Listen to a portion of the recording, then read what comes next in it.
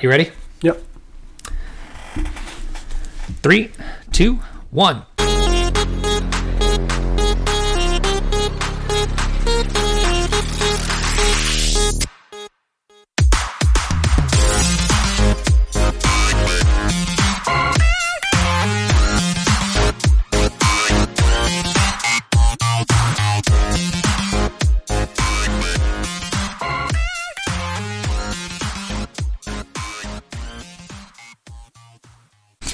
Hello and welcome to Horse Podcast. REKT Horsecast. I am Bunchu alongside my esteemed colleague and co-host, Chamber. Chamber, how you doing, buddy?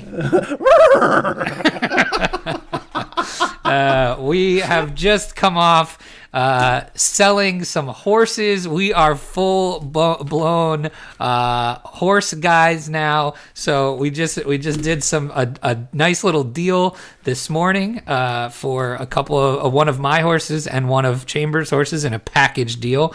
So we are on our high horses, you would say. How are you feeling about your recent transaction? Good. I mean, we talked about it before the show. I think there's a little strategy, coming into this one. I think a lot of these people that get into buying NFTs and digital collectibles, that kind of thing, they get maybe they're focused on one particular way to transact. I was saying that I think most of them are going to be focusing on like USD value.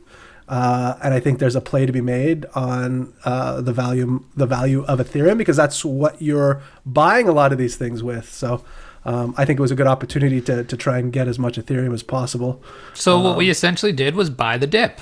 We did a little bit. So we're going to be we transacted in Ethereum. So we are now Ethereum liquid, which I think is a good place to be. Which is nice because a couple days ago, we wouldn't have, I don't know if it would have been the same. You wouldn't have gotten as much ETH because of exactly what you said, right? Correct, your ETH price would have gone down because people are transacting in dollars, right? But we're looking to #stack that ETH, and we did so, and we'll be ready for the next drop to rebuy some horses if we can. Now, we may have, I hope we don't have seller's remorse here, because these are getting scarce and the demand is growing. So there's no guarantee you may get another Z2 ever. So hopefully we do, and let's see what happens. But anyway, we are back for a Friday episode of REKT Podcast. It's been a while. We've had a wild up and down week. The markets are wrecked. They weren't wrecked. They were amazing. And they were amazing. Then they went down. Then they went back up. And now they went very far down. Yesterday, I was loving life for a hot minute. And then Bitcoin. We had Ethereum all-time high. We had Ethereum all-time high. It broke a trend versus Bitcoin. So the BTC, or the Ethereum BTC pair, broke through some resistance yesterday. It dropped down below it again, but then popped right back up. So I think that's still bullish for Ethereum. BTC, somebody said, when I say somebody, it probably just usually means Ledger. So I don't know if it was. But I feel like we need a sponsorship. From Ledger, specifically. Yeah, that's what I mean. It's bullshit. He's making all that Blockfolio money. He should, maybe a couple shekels our way. But I'm almost positive it was him that said we gotta hit 47 before we hit 70. And I'm looking at my chart right now, and it fucking tapped 47, and it's up from here. So maybe the bottom is in. And we're going to 70K on Bitcoin. But yeah, my Sam coins, if you have any sort of like Solana, Radium, FIDA, Serum, they were all flying yesterday. So there's probably some profits being taken there. Are you fully back? Were you fully back in those coins, or? Oh yeah. Like I had full positions. Yes. Oh, nice. So you were living life yesterday, buddy. I was having a good old day yesterday, and I'm still honestly, like, I'll pull up my app here, It was an app day. Yeah, so like when you're checking your app, like 24/7, just flipping the refresh. You know. So I mean, on the week, so last 7 days, I'm up 13.5% versus BTC. Wow, look at you. I am. But that is special. Yeah, so down 9% USD on the week. That's okay. That's not bad. That's not bad. That's not bad. So you are outperforming the market. Let's put it this way. So Big Daddy Bitcoin currently at time of recording, $49,271, down 21.5% on the week. ETH down 9.5% on the week, which is crazy to think about that just yesterday it was literally breaking all-time highs. And it's still down 9% on the week.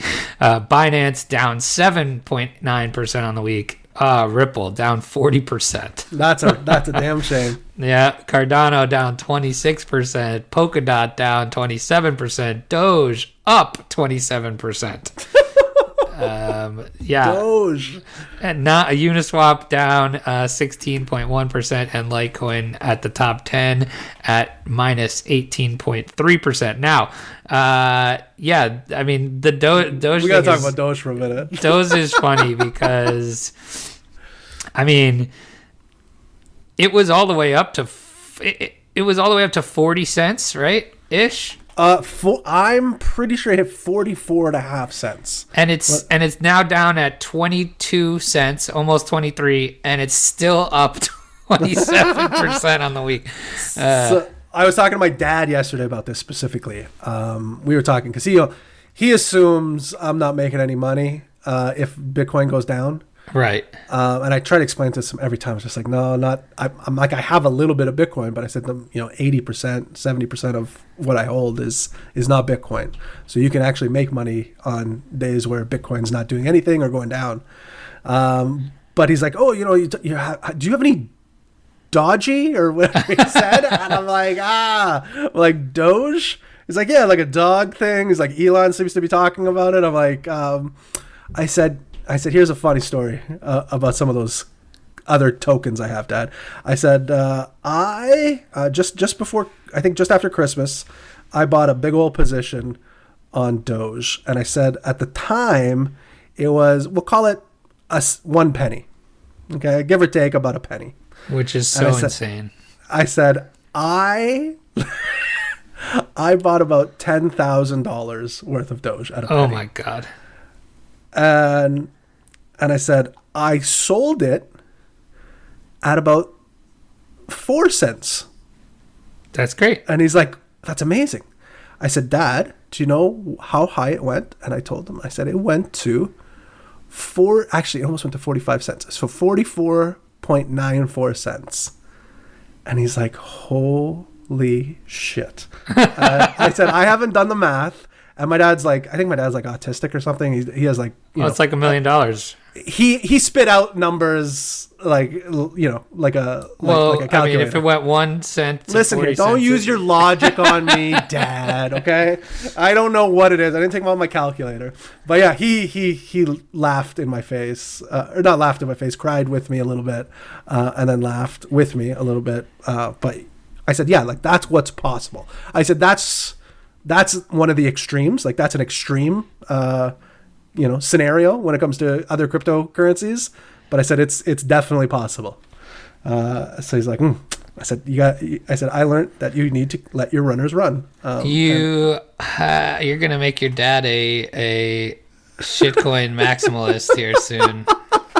But he couldn't believe how much I left on the table. Or that it was even a possibility of making that much money. Yeah, I don't know. What do you think about that? Like, that's a tough thing. It's the greed factor that always ends up biting somebody at some point. I would say it's 0 people bought where I bought and sold at 40 cents, right? Exactly. Because there's only 2 things. So there's 2 different types of buyers. Either somebody like myself that was looking to flip for a profit. So when I got to like a 3 or 4x, I was like, oh, okay, that's a great deal. the only people that would have held would have been Doge maximalists. Right. And they would have never sold the top. They would still be holding today. Right. They probably are still holding today. Probably still holding today. Yeah. But I mean, still quite a pretty penny. They're still holding in. Even if you're still holding, holy shit, it's still okay. Wow. But yeah. Care to guess the BTC dominance right now? 55? Lower. Is it lower than 50? It is. Whoa! 47. 48.7. Wow. Yeah. How about the Did I say that it was going to be under 50 at some point? I feel like you did. You have said when it gets under 50, that's when you would see alt rally stuff, and I think you've been pretty accurate there. Not bad. Yeah, definitely. Look, dude, you are people are sleeping on you. You have this from the first 2 years of this podcast of playing this persona that is I don't think is really what you are. I think you're becoming pretty. Listen, I'm gonna be honest with you. Pretty smart here. I'm gonna be honest with you. I have used that persona since I was a kid, where you just play a little dumber than you may or may not be, and then you can really take advantage of people. But I remember. I like to know that that's your MO. Yeah, 100%. You hit it right on the head. Did you ever play like in high school? Did you guys have like Reach for the Top? No, I don't know what that is. It's basically like Quiz Bowl or like okay. Team Jeopardy. I was never in it, but yeah. I had a teacher that was the like the coach for that, and I showed up one day that I wanted to try out, and he kind of looked at me like, what are you doing here? Like, shouldn't you be playing baseball or basketball or something? Shouldn't you be somewhere telling me Quiz Bowl is stupid? Yeah. Shouldn't you be giving me a swirly somewhere? Right. I'm like, no, I want to try out. And I think within like 2 months, I was like the captain of the team for like 2 years. Wow, look at you. I liked you hide your persona a little bit, and people, you usually figure out what people are really like, and then you can kind of, open up to them or take advantage of them, depending on how you see fit. Which one are you doing to me? Opening up, obviously. You were able to read. You read me pretty good, so I can't take advantage of your witty demeanor. That's funny. That's funny. But I think our personas have actually flipped. I am the one that knows nothing now. I again, have played this completely wrong. I have another example of how I'm a 3-year crypto veteran that can still lose money sending things to exchanges. What happened? I lost about $400 in wax yesterday trying to send it to Bittrex, and I was in a rush and did it wrong, and that wax is gone. So no way. Yep. What happened? So did you on put the Bittrex, memo? Yeah, I did it. So what was shitty is the wax wallet had like the Bittrex thing saved in there from the last time it did it. Yeah. And I know what you mean. I don't know if I was just in a rush or what, and I ended up sending it without the memo, and now Bittrex just has free wax from me. So, did you try reaching out to Bittrex? I did not. Should I? Is it even? Yeah, I would. I would say, hey, this is Bunchu. I don't know if you know. You should know me. I'm on a very popular podcast. I'm very terrible at crypto. So you may have heard. Yeah. We'll call them out. You know what? I'm going to tag them in this episode. And I'm going to talk shit to them until they reimburse you your wax. Well, it surely isn't their fault. It is absolutely mine. So, but maybe I should do that. But anyway, it was pretty rough. That is rough. So, I mean, it wasn't a insane amount of money, but it just sucks whenever you do that, because I was just in a rush. I was being careless and didn't do it right, and I don't know. It is what it is. Look, I belong in the NFT space. I don't belong. You're flourishing in the NFT space. It's my jam. It's like where I belong. It's not trading ain't my thing.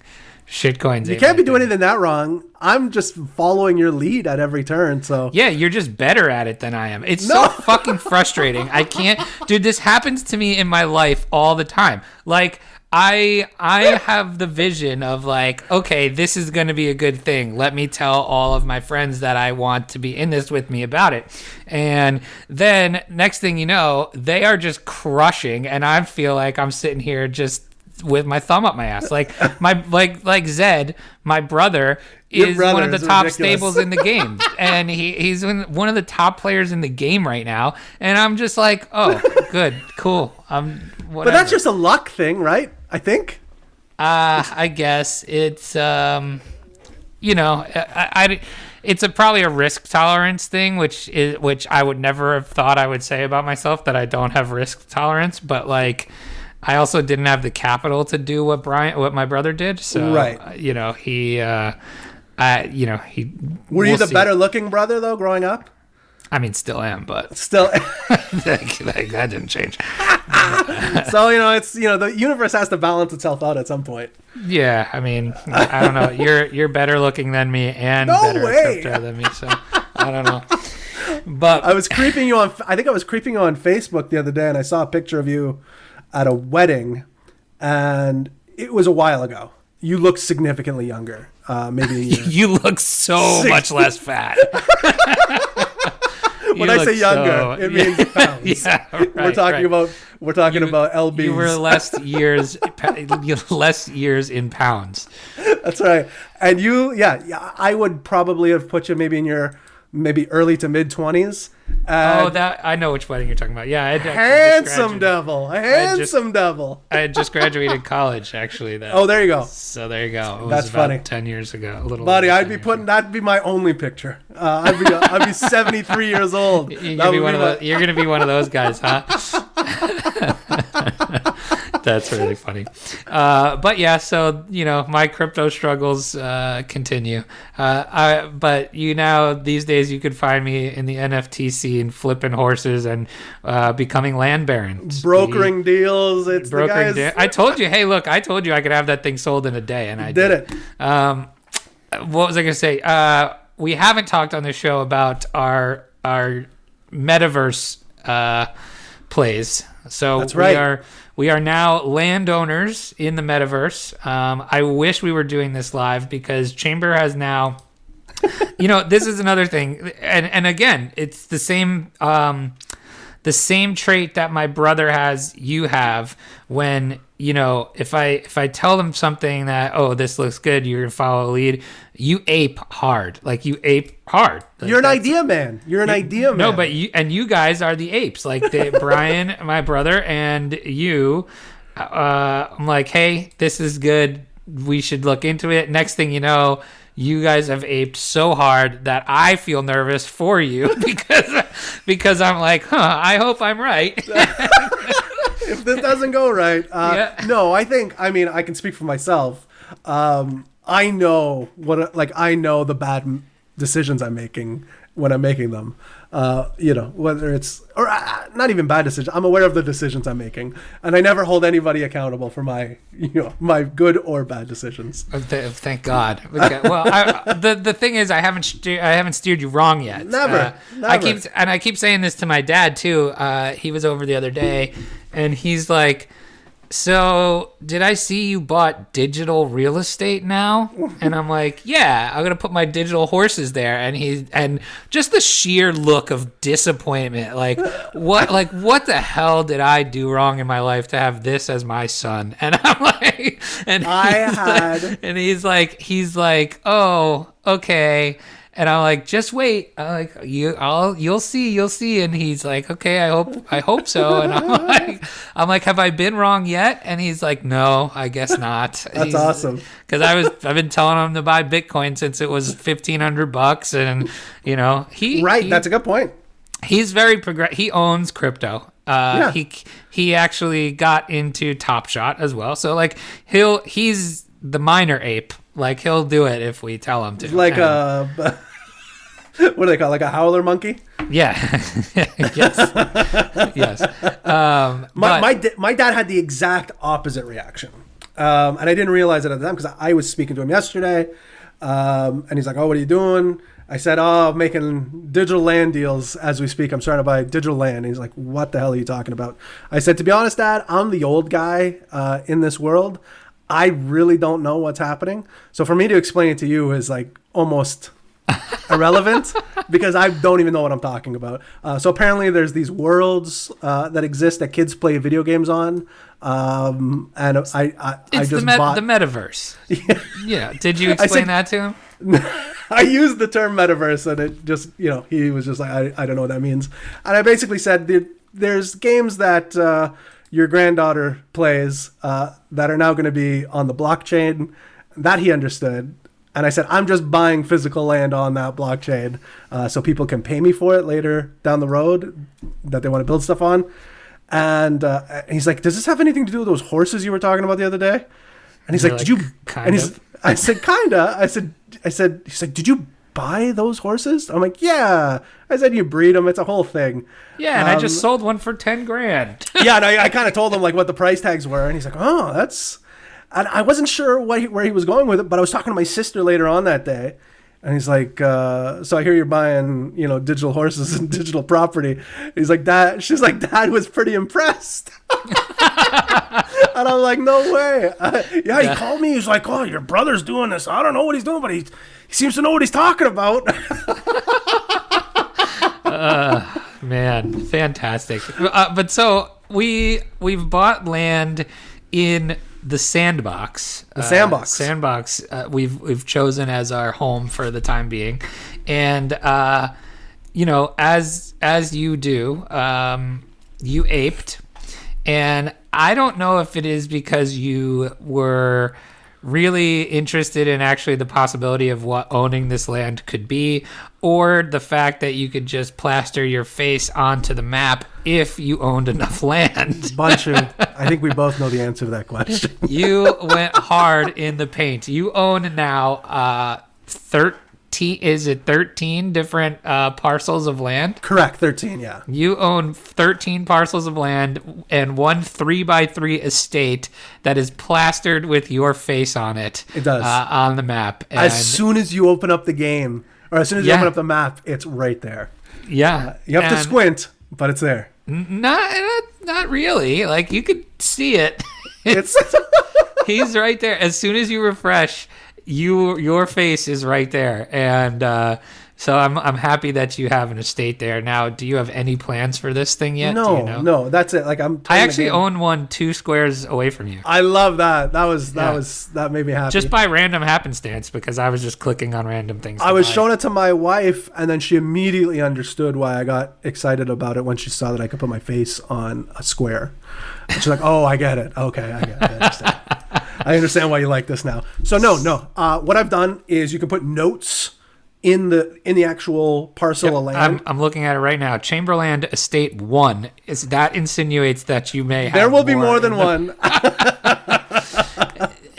You can DM me on Twitter at ChamberREKT or on Discord, Chamber hashtag of the 0377. So you're already out there ready to rent or sell your property. If you want to talk about my land, you're more than welcome to reach out to me. We can come up with some sort of agreement. So look, I think we originally chose Sandbox probably because it was one of the cheaper. Yeah, because I don't know. Lands to buy. Decentraland is the big one, right? Yeah, they're the biggest one. They've been around since 2017, 2018, and there's a couple different ones now. There's this one. There's Crypto Voxels. There's Somnium Space, which actually looks really cool, but that land is expensive as hell too. That was like almost two. That was almost 2 ETH. For a parcel. Oh my goodness. Crazy, right? Yeah. But so we bought these for, I think, a really good price. And I think that I think this game's going to be big. So this is very much like your Minecraft style or Roblox style. Mm-hmm. And it's going to be, I think it's going to be big. These guys have, I don't know if you know this, they have a mobile game, the Sandbox mobile game. now that has over 40 million users. Really? I didn't know that. So wait till they turn on the fact that you can own your own stuff in these games. Like, I think it's going to be big. And there's huge sponsorships or huge companies buying. I mean, there's pretty much Atari plastered all over the map. So it's pretty interesting. But anyway, so we are digital land barons now.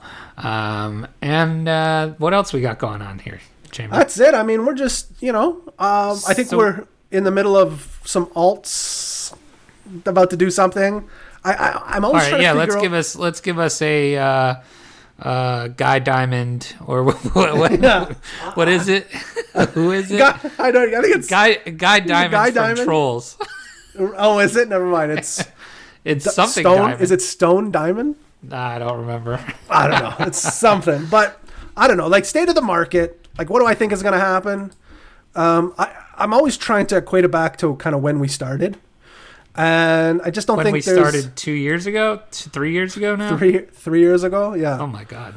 I just don't think there's an equivalent, at least when I've been in. So I think we're still in, like, I think what'd you get in spring of 2017?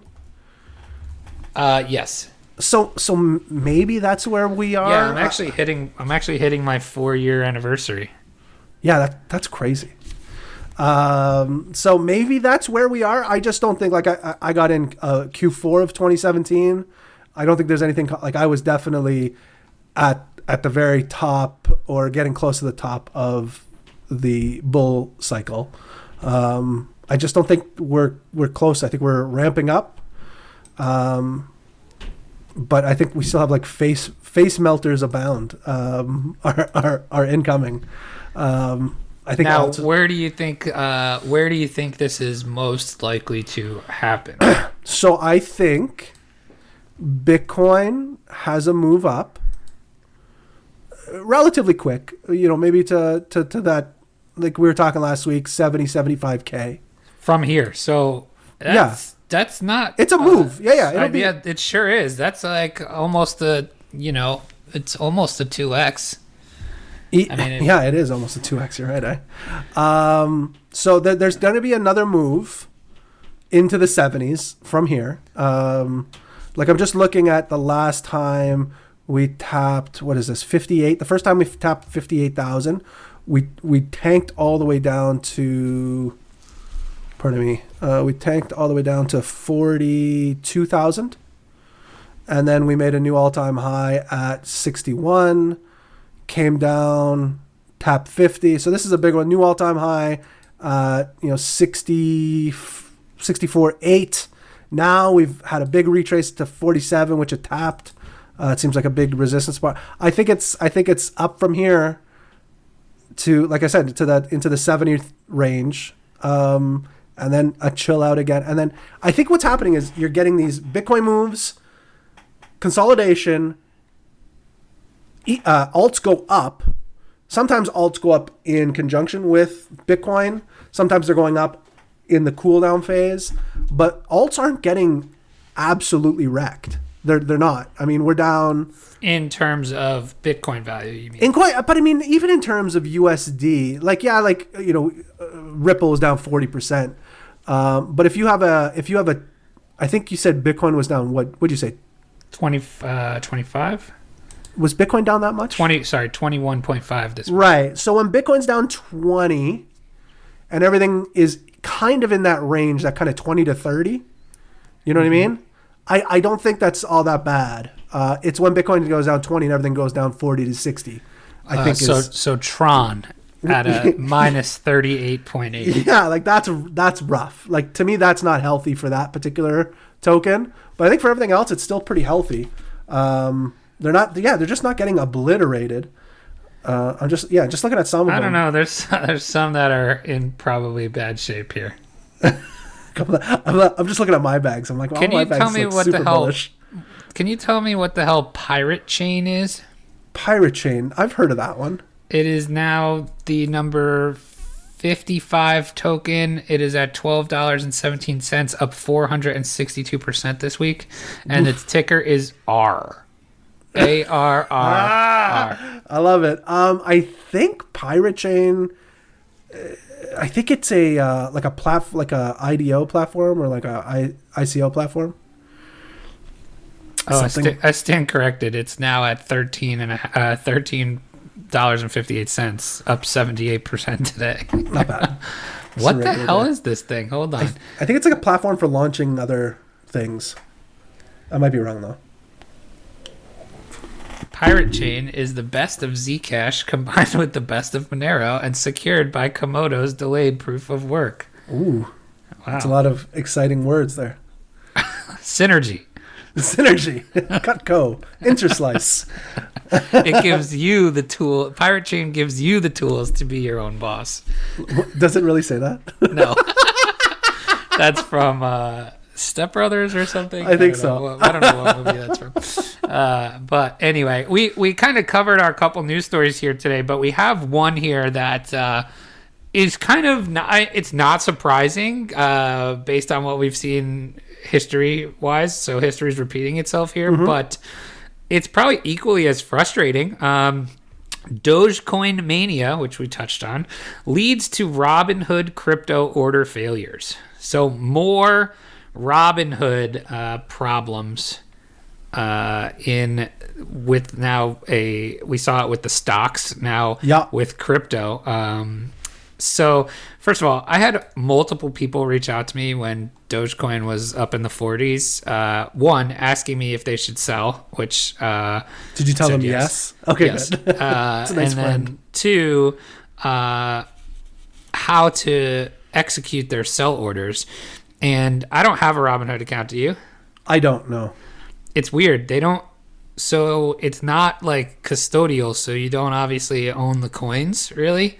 So when you place a buy or sell order, you're only placing it in USD. So it's like, it's not, I'm going to sell 1,000 Doge coins. It's, I'm going to sell $200 worth of my portfolio, which makes it really weird for like limit orders to think about. That is weird, yeah. Yeah. But anyway. Surge in popularity for Dogecoin was behind a temporary shutdown of Robinhood's crypto trading platform.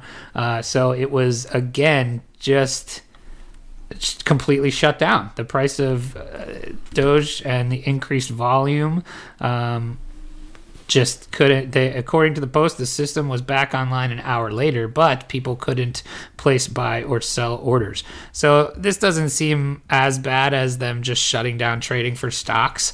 Because this is the same company, right? Robinhood. Yeah, that's what I mean. Yeah, right. But this more sounds like a traffic issue. So we see it happen, Coinbase all the time when something nukes, specifically Bitcoin. Bitcoin, takes a swim in the toilet. Coinbase seems to go down like clockwork, and I don't know what the benefit would be to do it on purpose. I'm sure there is.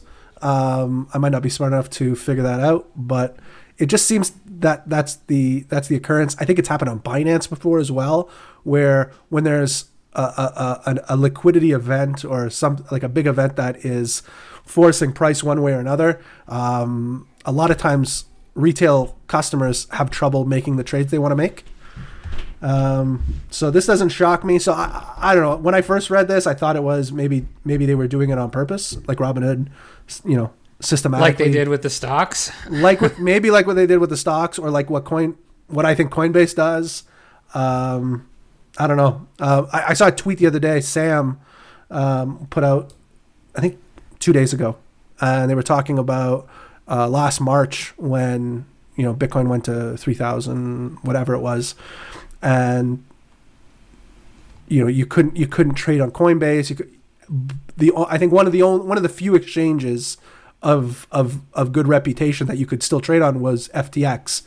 And Sam's like, well, we don't want to brag about it, but it was our biggest liquidity day. Like, we did the most because we were basically the only ones up. We did like $5 billion in trades or something. I forgot what it was, but it was a crazy number. It was the biggest number they'd ever done.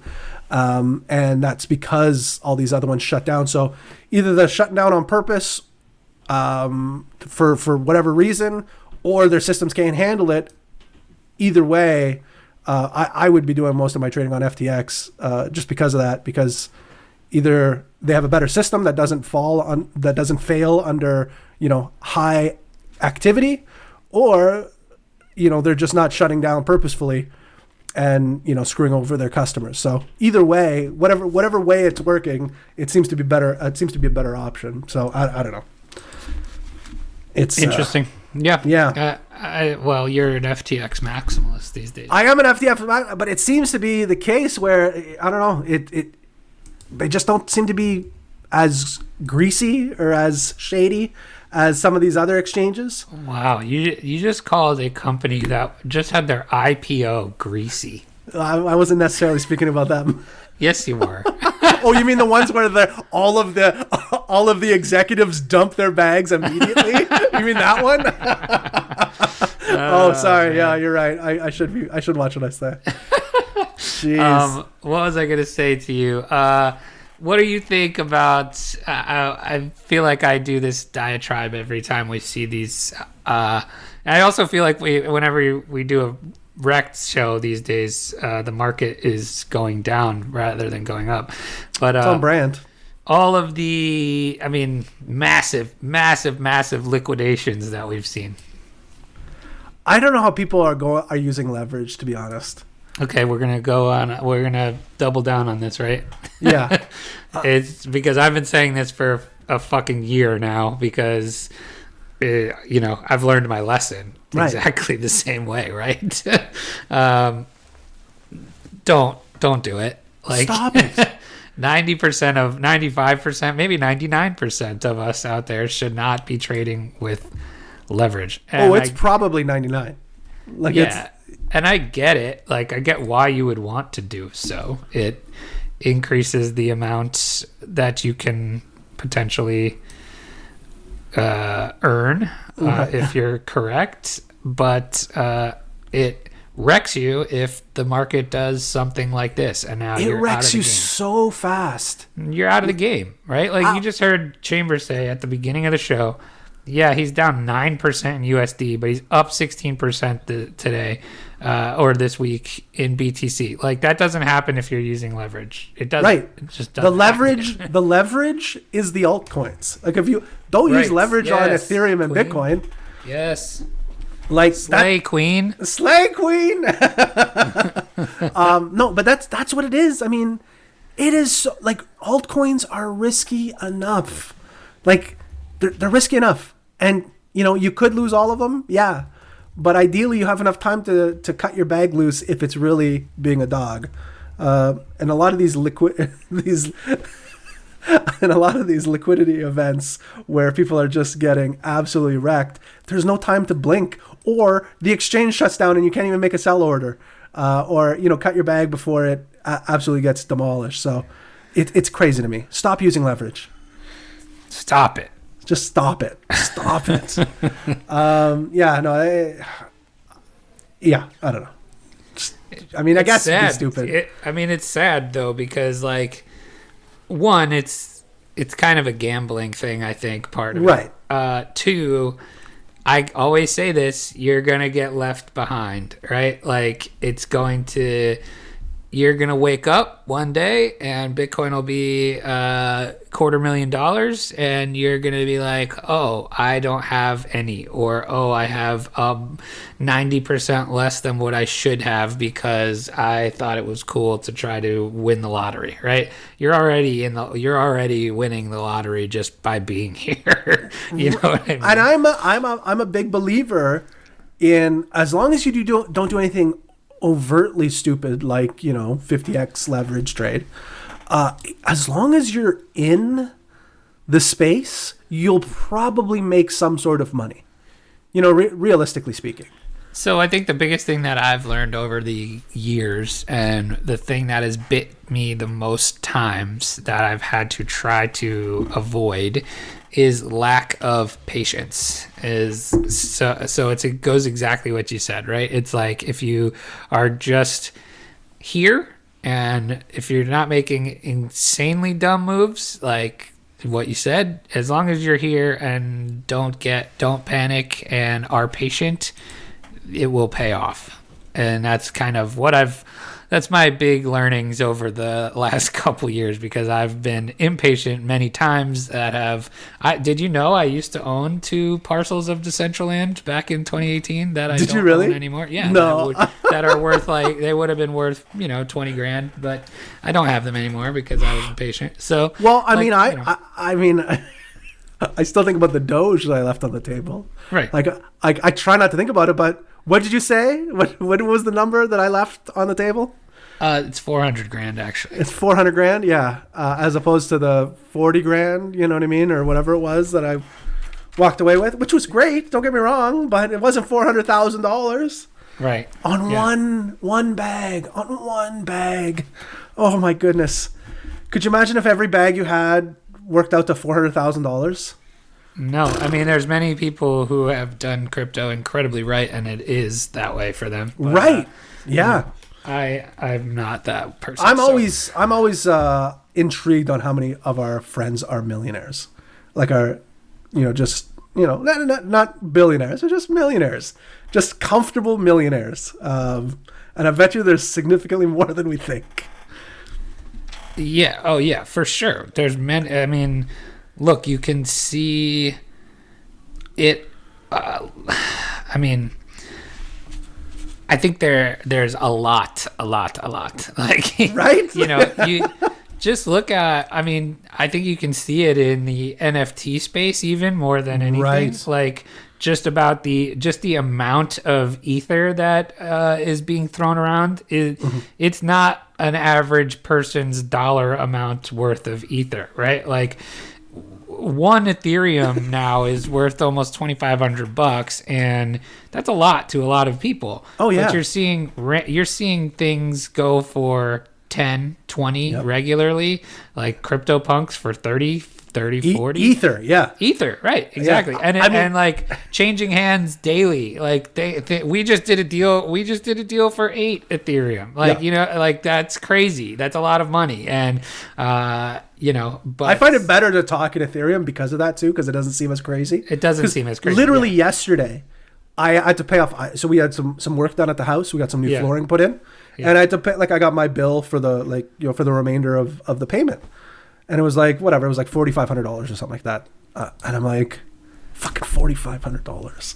And I just started, and that's Canadian too. So it's really like $3,500 American. And you're like, because that's only 1.5 ETH.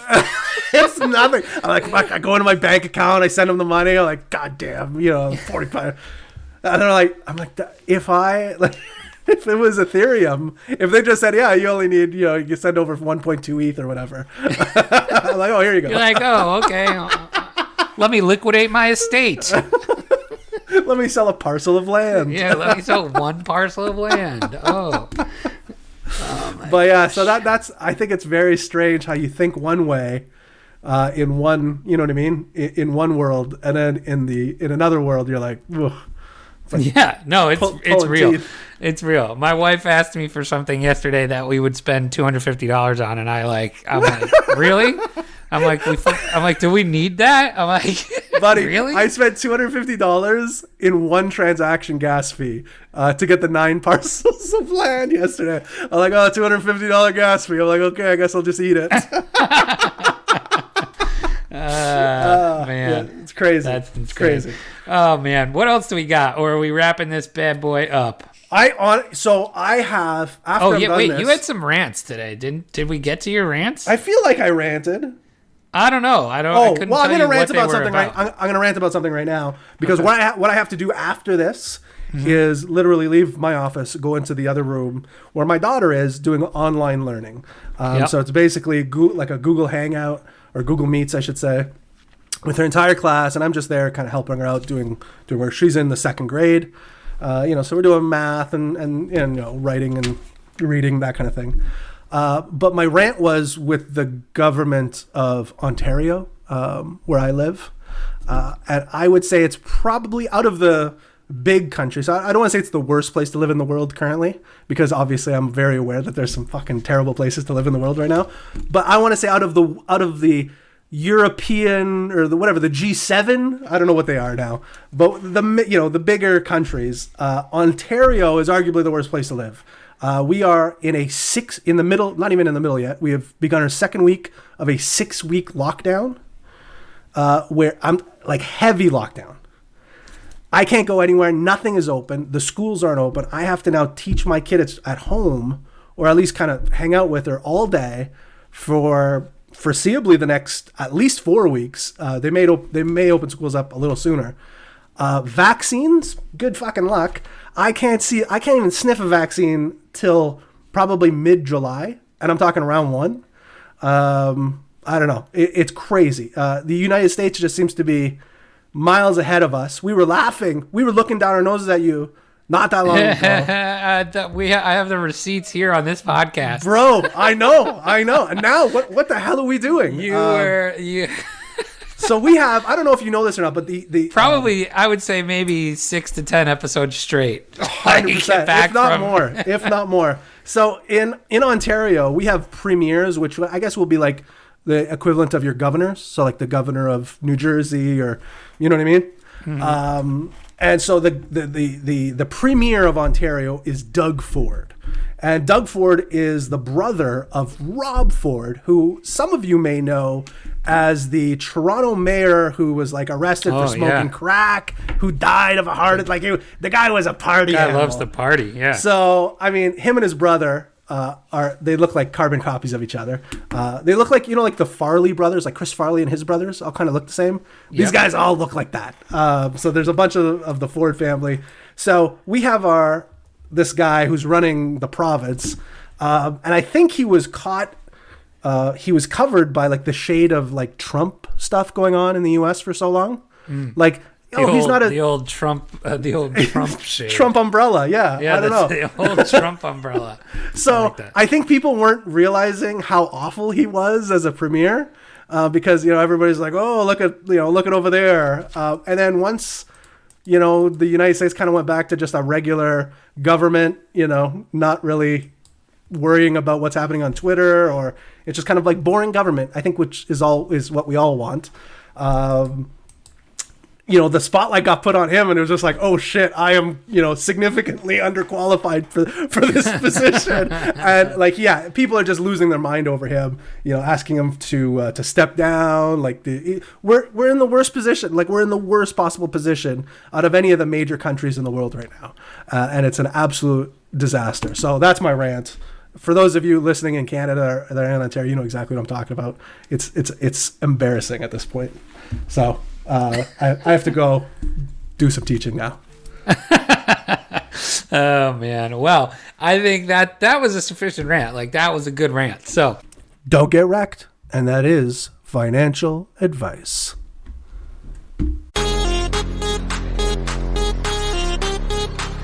Hey everybody, thanks for listening.